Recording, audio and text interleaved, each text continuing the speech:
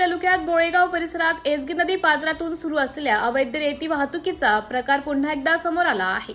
मंगळवार रात्री सुमारे 10 वाजता सगरोळी येथे स्थानिकांनी धाडस दाखवत अवैध रेती वाहतूक करणाऱ्या जवळपास 25 ओव्हरलोड वाहनांना अडवले। या घटनेमुळे परिसरात मोठी खळबळ उडाली आहे। बिलोली तालुका अंतर्गत येणाऱ्या बोळेगाव येथील एसगी नदी पात्रातून रात्रीच्या अंधारात मोठ्या प्रमाणावर अवैध रेती उपसा व वाहतूक सुरू असल्याची माहिती स्थानिकांकडून मिळत होती। या पार्श्वभूमीवर मंगळवारी रात्री सगरोळी येथे नागरिकांनी स्वतः पुढाकार घेत ही वाहने अडवली। स्थानिकांच्या म्हणण्यानुसार या वाहनांमध्ये क्षमतेपेक्षा जास्त रेती भरून नियमांचं उल्लंघन करण्यात येत होते। ओव्हरलोडमुळे रस्त्याची हानी होत असून अपघातांचा मोठा धोका देखील वाढत आहे। अनेक दिवसांपासून प्रशासनाकडे तक्रारी करूनही ठोस कारवाई होत नसल्याचा आरोप ग्रामस्थांनी केला आहे।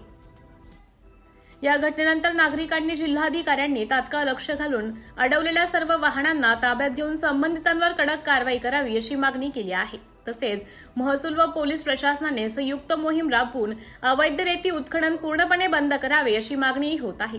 दरम्यान प्रशासनाकडून या प्रकरणाची दखल घेतली जाणार का आणि दोषींवर नेमकी कोणती कारवाई होणार याकडे सर्वांचं लक्ष लागले आहे।